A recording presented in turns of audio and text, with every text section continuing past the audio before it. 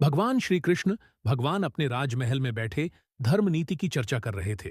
तभी द्वारपाल ने आकर निवेदन किया, प्रभु, एक रहस्यमयी स्त्री राजमहल द्वार पर खड़ी है। वह आपके दर्शन की इच्छुक है, परंतु वह कुछ विचित्र है।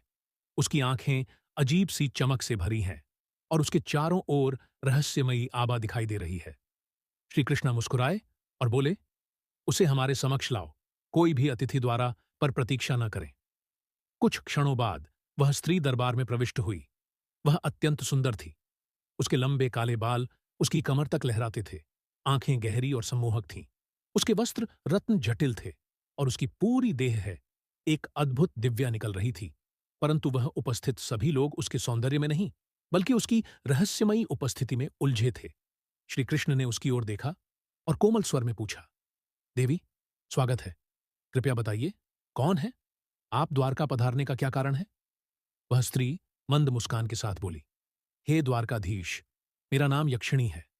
मैं एक अदृश्य लोक से आता हूं। मैं कोई साधारण स्त्री नहीं हूं, अपितु यक्षिणी हूं, एक ऐसी शक्ति जो काल और भाग्य को प्रभावित कर सकती है। मैं आपके पास एक विशेष कार्य हेतु आई हूं।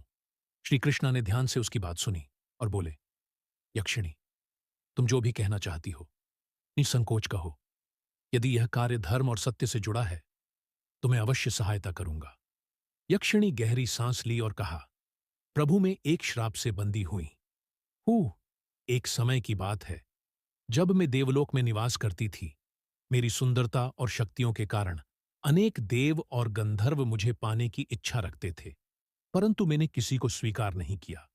मेरे इस व्यवहार से क्रोधित होकर एक शक्तिशाली आर्षि ने मुझे श्राप दे दिया। हे यक्षिणी, तुम एक अभिशप्त लोक में निवास करोगी, और जब स्वयं नारायण तुम्हारा उद्धार नहीं करेंगे, तब तक तुम इस श्राप से मुक्त नहीं हो सकोगी। श्री कृष्ण ने मुस्कुराते हुए कहा, तुम्हारा उद्धार संभव है। तुम्हें कठिन परीक्षाओं से गुजरना होगा। क्या तुम तैयार हो? यक्षिणी की आंखों में आशा की किरण जागी। उसने सर झुकाकर कहा, प्रभु, आपकी शरण में मेरा उद्धार संभव है, तो मैं किसी भी परीक्षा के लिए तैयार हूं। प्रभु, वह कोई साधारण आर्षि नहीं थे। वे सभी महातपस्वी दुर्वासा मुनि थे। श्री कृष्णा हल्का सा मुस्कुराई और बोले, अर्षि, दुर्वासा के क्रोध से बचाना अत्यंत कठिन है, परंतु उसके श्राप में भी कोई ना कोई उद्देश्य आवश्यक होता है। क्या तुम यह बता सकती हो कि उन्होंने यह श्राप क्यों दिया? यक्षिणी सर झुकाए और बोली, प्रभु, यह कथा अत्यंत पुरानी है। एक बार मैं देवलोक के एक उपवन में ध्यानमग्न थी। इस समय दुर्वासा मुनि वहां से गुजरे। उनकी दृष्टि मुझ पर पड़ी। वे मेरी तपस्या भंग करना नहीं थे, अतः वे बिना कुछ कहे आगे बढ़ गए, परंतु मैं उनके विचारों को पढ़ पढ़ सकती थी। उन्होंने सोचा कि मेरी तपस्या के कारण मैं स्वयं को श्रेष्ठ समझ रही हूँ। इसी कारण उन्होंने मुझे श्राप दे दिया कि मैं यक्षिणी बनकर अभिशप्त लोक में रह उन और जब तक स्वयं नारायण मेरा उद्धार नहीं करेंगे, तब तक मुक्त नहीं हो सकूंगी। श्री कृष्णा ने मुस्कुराते हुए कहा, यक्षिणी, तुम्हारा उद्धार संभव है, परंतु इसके लिए तुम्हें कुछ परीक्षाओं से गुजरना होगा। क्या तैयार हो? यक्षिणी की आंखों में आशा की किरण जागी। उसने सर झुकाकर कहा, प्रभु, यदि आपकी शरण में मेरा उद्धार संभव है, तो मैं किसी भी परीक्षा के लिए तैयार हूं। श्री कृष्णा ने उसकी ओर देखकर कहा, तो सुनो, यक्षिणी, तुम्हें 3 कार्य करने होंगे।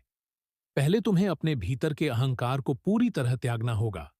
दूसरा, तुम्हें बिना किसी मोह और स्वार्थ के सेवा और प्रेम का मार्ग अपनाना होगा।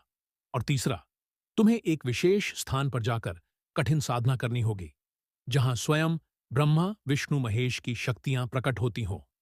यक्षिणी ने श्रद्धा से सर झुका लिया और बोली, प्रभु, मैं आपकी हर आज्ञा का पालन करूंगी। कृपया मुझे बताइए, वह स्थान कौन सा है जहां मुझे साधना करनी होगी? श्री कृष्ण ने हल्की मुस्कान के साथ उत्तर दिया, वह स्थान कैलाश पर्वत के समीप स्थित अगम्य गुफा है। इस गुफा में तपस्या करना अत्यंत कठिन है, क्योंकि यहां माया भय, मोह और मोहिनी शक्तियां साधक को विचलित करने के लिए प्रकट होती है। यदि तुम इन बाधाओं को पार कर सच्चे मन से ध्यान करोगी, तो तुम्हारा उद्धार निश्चित है। यक्षिणी ने अपनी आंखें बंद कीं और सांस ली। फिर दृढ़ता से कहा, प्रभु, मैं कठिन साधना के लिए तैयार हूं। कृपया मुझे आशीर्वाद दे कि इन परीक्षाओं से सफल हो सकूं। श्री कृष्ण ने अपने करुणामय नेत्रों से उसे देखा और बोले, स्मरण रखना, इस मार्ग में सबसे कठिन परीक्षा तुम्हारे मन की होगी। यदि तुम मोह माया से मुक्त हो पाई और अपने भीतर प्रेम, त्याग और संपूर्ण का भाव जागृत कर पाई, तो से काल भी तुम्हारा कुछ नहीं बिगाड़ सकेगा। जाओ, अपनी मार्ग पर अग्रसर हो, मेरी कृपा सदैव तुम्हारे साथ है।